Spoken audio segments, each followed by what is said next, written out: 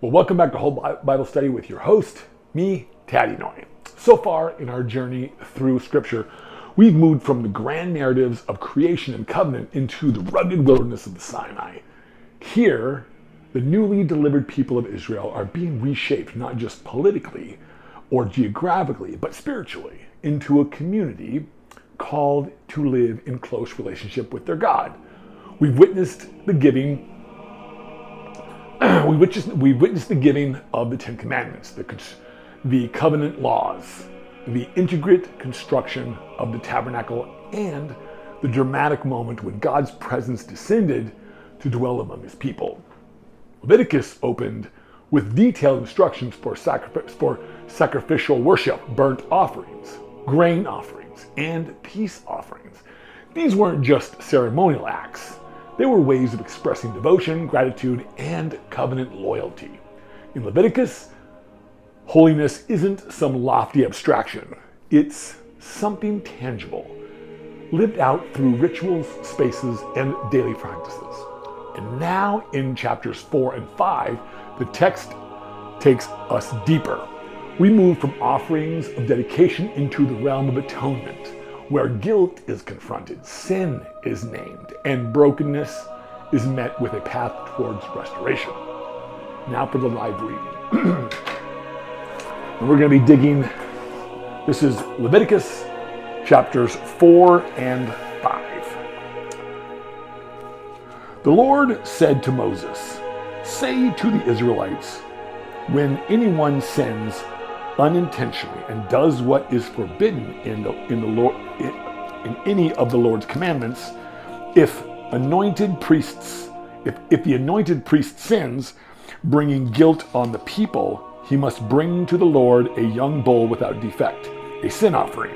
For the sin he has committed, he is to present the bull at the entrance to the tent of meeting before the Lord. He is to lay his hand on its head and slaughter it before the Lord. Then the anointed priest shall take some of the bull's blood and carry it into the tent of meeting. He is to dip his finger into the blood and sprinkle some of it 7 times before the Lord, in front of the curtain of the sanctuary. The priest shall then put some of the blood on the horns of the altar of the fragrant incense that is before the Lord in the tent of meeting. The rest of the bull's blood he shall pour out at the base of the altar of burnt offering, at the entrance of the tent of meeting.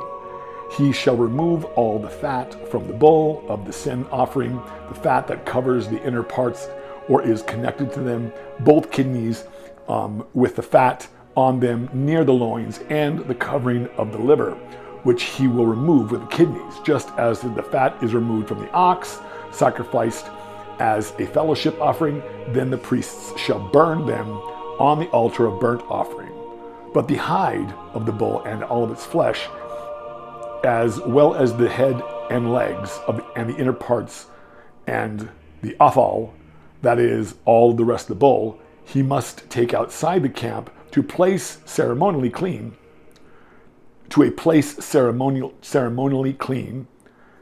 where the ashes are thrown and burnt in it in a wood fire on the ash heap. If the whole Israelite community sins unintentionally and does what is forbidden in any of the Lord's commandments, even though the community is unaware of the matter, they are guilty. When they become aware of the sin they have committed, the assembly must bring a young bull as a sin offering and present it before the tent of meeting. The elders of the community are to lay their hands on the bull's head before the Lord, and the bull shall be slaughtered before the Lord. Then the anointed priest is to take some of the bull's blood into the tent of meeting. He shall dip his finger into the blood and sprinkle it before the Lord 7 times in front of the curtain. He is to put some of the blood on the horns of the altar and before the Lord in the tent of meeting. The rest of the blood he shall pour out at the base of the altar of burnt offering at the entrance of the tent of meeting. He shall remove all the fat from it and burn it on the altar, and do with this and do with this bull just as he did with the bull for the sin offering. In this way, the priest will make atonement for them, and they will be forgiven. Then he shall take the bull outside the camp and burn it as he burned the first bull. This is the sin offering for the community. Then when a leader sins unintentionally and does what is forbidden in any of the commandments of the Lord his God, he is guilty. When he is made aware of the sin he committed, he must bring as his offering a male goat without defect. He is to lay his hand on the goat's head and slaughter it at the place where the burnt offering is slaughtered before the Lord. It is the sin offering. It is a sin offering. Then the priest shall take some of the blood of the sin offering with his finger and put it on the horns of the altar of the burnt offering and pour out the rest of the blood at the base of the altar. He shall burn all of the fat on the altar as he burned the fat of the fellowship offering. In this way the priest will make atonement for the man's sin, and he will be forgiven. If a member of the community has sinned unintentionally and does what is forbidden in any of the Lord's commandments, he is guilty. When he is made aware of the sin he has committed, he must bring as his offering for the sin he committed a female goat without defect. He is to lay his hand on the head of the sin offering and slaughter it at the place of the burnt offering. Then the priest is to take some of the blood with his finger and put it on the horns of the altar of the burnt offering and pour out the rest of the blood at the base of the altar. He shall remove all the fat, just as the fat was removed from the fellowship offering, and the priest shall burn it on the altar as an aroma pleasing to the Lord. In this way the priest will make atonement for him, and he will be forgiven. If he brings a lamb as his offering, he is to bring a female without defect. He is to lay his hand on its head and slaughter it for a sin offering. At the place where the burnt offering is slaughtered, then the priest shall take some of the blood of the sin offering with his finger. Then the priest shall take some of the blood of the sin offering with his finger and put it on the horns of the altar and the burnt offering, and pour out the rest of the blood at the base of the altar. He shall remove all the fat, just as the fat is removed from the lamb of the fellowship offering, and the priest shall burn it on the altar, on top of the offerings made to the Lord by fire. In this way the priest will make atonement for him for the sin he has committed, and he will be forgiven. Chapter 5. If a person sins because he does not speak up when he hears a public charge to testify regarding something he has seen or heard about, he will be held responsible. Or if a person touches anything ceremonially unclean, whether the carcass of unclean wild animals, or the unclean livestock, or the unclean creatures that move along the ground, even though he is unaware of it, he has become unclean and is guilty.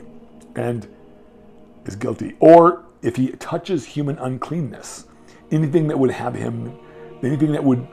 make him unclean, even though he is unaware of it, when he learns of it, he will be guilty.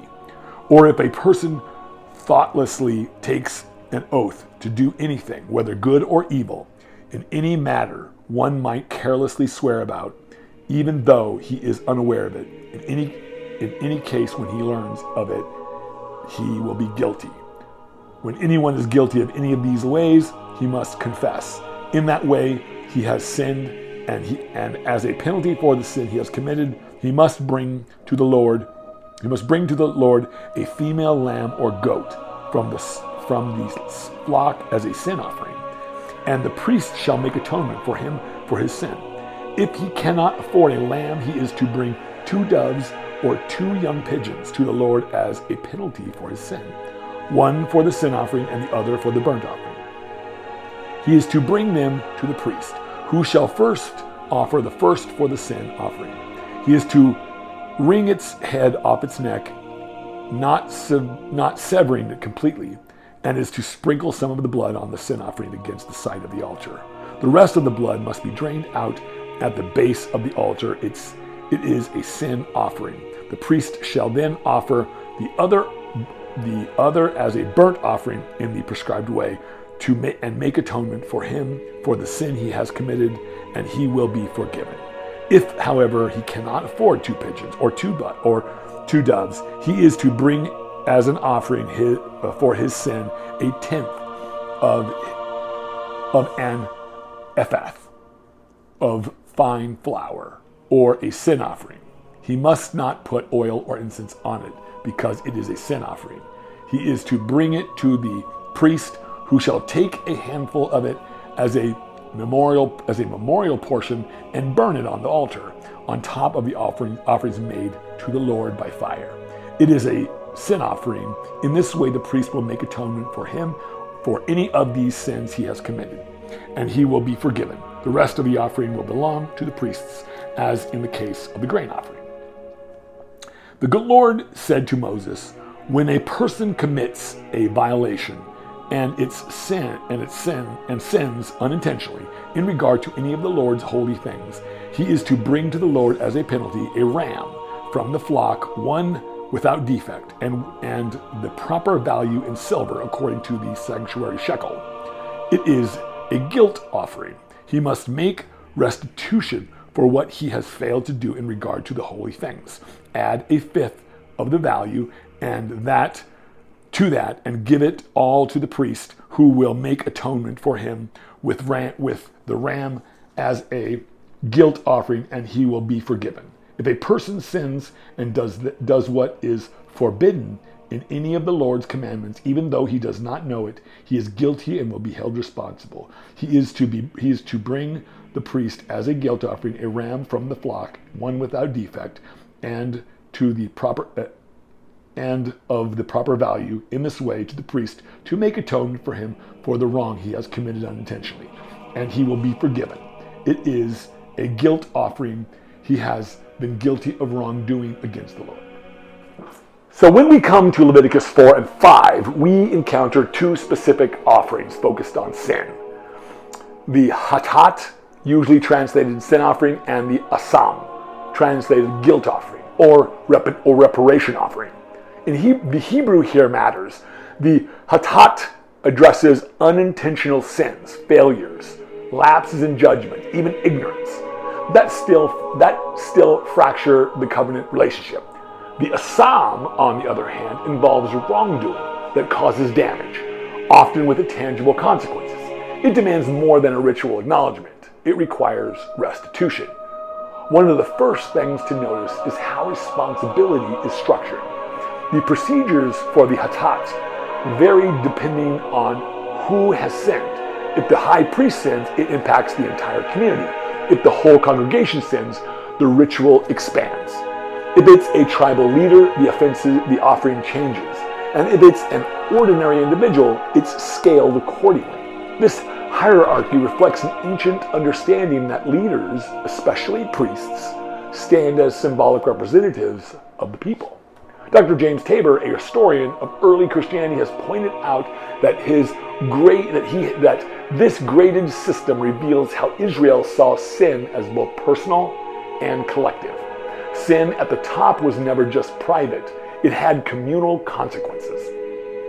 The rituals reflect this principle. When a priest sins, the blood of the offering is taken into the sanctuary and applied to the altar of incense, deep within the sacred space. When a lay person sins, the blood stays at the outer altar. Scholars like John Dominic Crossan note that ritual proximity to God's presence mapped directly onto social and spiritual status. The closer someone stood to the holy, the more significant the act of purification had to be when the sin disrupted that relationship. The very word ḥaṭṭā't comes from the root meaning to miss the mark. That's important. In biblical thought, sin isn't always rebellion or malice. Sometimes it's simply missing what's right, falling short, even unintentionally. Ross K. Nichols, a Torah teacher and Hebrew scholar, notes that the Torah emphasizes unintentional sin to show that God cares deeply, not just how willful defiance, that God cares deeply not just about willful defiance, but about the quiet ways our everyday failures affect our relationship with Him and others. Now chapter 5 shifts to the āšām, the guilt or reparation offering. Here we see scenarios like withholding testimony, touching something unclean, or making a careless oath. What's striking is that these sins require not only ritual atonement, but also restitution. If someone has defrauded another person, they must return what was taken plus an additional 20%. Elaine Pagels, known for her work on early Christianity, interprets these passages as deeply relational. Guilt isn't just psychological or spiritual, it's social. Confession is one step, but healing the relationship requires action. This aligns with what anthropology teaches in traditional societies. Restitution is often the real path to restoring trust. Words alone aren't enough. This reflects a profound ethic in the sacrificial system. Atonement is not just vertical between the individual and God. It's horizontal between neighbor and neighbor. Leviticus knits theology and ethics together. Forgiveness in God's economy is inseparable from justice. It's helpful to compare this with the earlier offerings of Leviticus 1-3. Those were voluntary ways to express love, gratitude, and commune with God. But the sin and guilt offerings in chapters 4 and 5 are mandatory. They're required because sin damages the fabric of the covenant.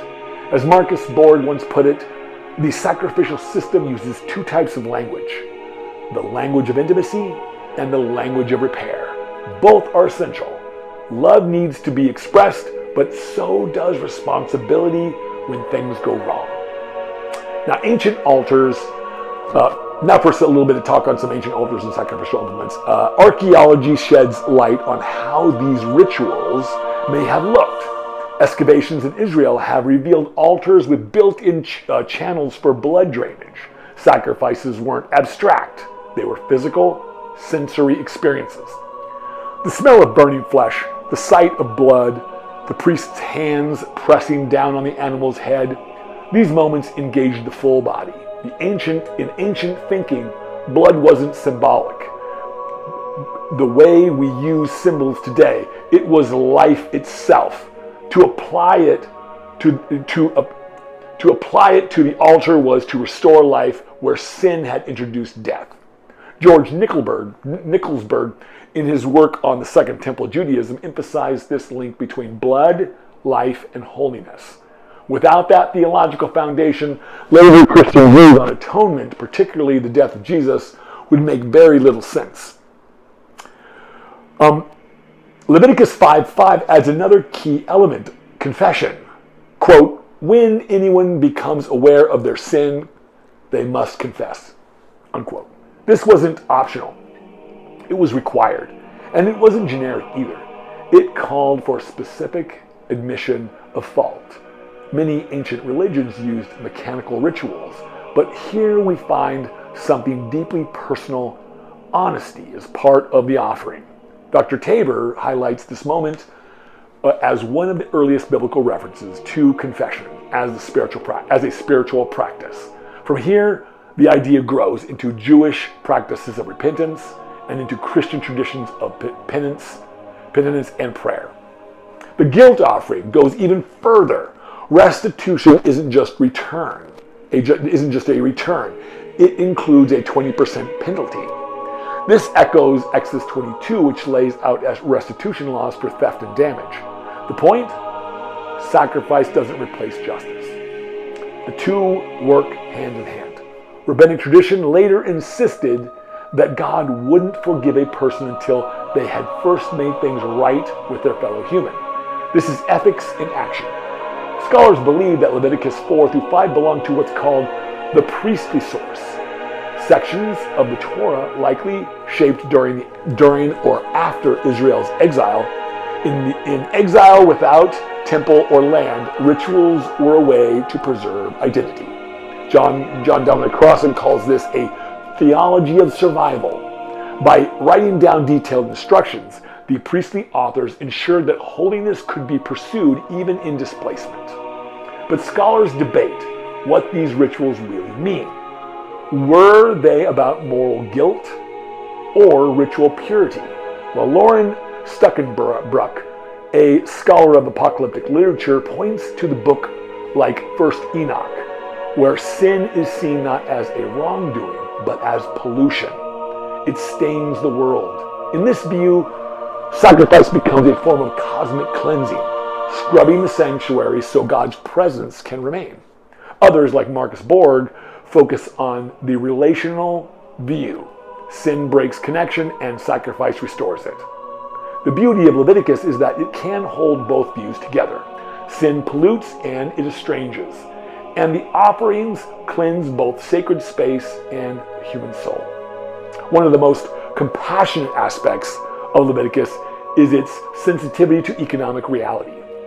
A wealthy leader must bring a male goat. A commoner may offer a female goat or a lamb. The poor can bring birds, and if someone is extremely poor, they can bring flour. No blood involved. It's extraordinary. The system makes a way for everyone to access forgiveness. Elaine Pagels noted that this kind of inclusivity would later spark debates in early Christianity about wealth and holiness. But Leviticus is clear. Atonement is never priced out of reach. There's also a prophetic layer here. Isaiah 53 describes the suffering servant who, quote, makes his life as a guilt offering, unquote, āšām. This language isn't accidental. It's the direct theological echo. Later, Christian readers saw this fulfilled in Jesus. But the foundational idea is right here in Leviticus. Guilt demands not just forgiveness, but restoration, and God provides a way. Another powerful feature, communal accountability. If the entire congregation sins, then the entire congregation participates in the atonement. Leviticus isn't just concerned with individual guilt, it recognizes systemic failure. That's deeply relevant today. Think of corporate greed, racial injustice, ecological harm. We're reminded that sometimes healing has to happen at a collective level. Pagels often reminds us to read Scripture as communal wisdom.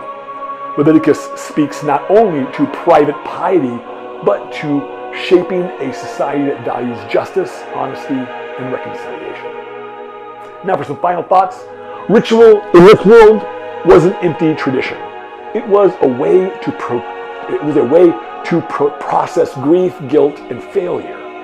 As anthropologist Victor Turner noted, ritual transformation transforms reality. For the ancient Israelite to lay hands on the offering, confess sin, and hear the priest declare atonement was to experience real forgiveness, viscerally and communally. The Hebrew word kapir, to atone, literally means to cover or to purge. It's not about legal pardon, the way we think of modern courtrooms. It's about restoring wholeness, cleansing what was defiled, and making the space safe again. Now for a final word, Leviticus 4 and 5 remind us, sin is serious. But it's not the end of the story. The covenant community is about clear steps for healing, confession and restitution, and sacrifice. In this way, justice and mercy meet. Even the smallest failure matters. And yet, even the greatest sin has a path back. Well, thank you for joining me. If this spoke to you, leave a note and share it with a friend. And we'll see you in the next chapters tomorrow.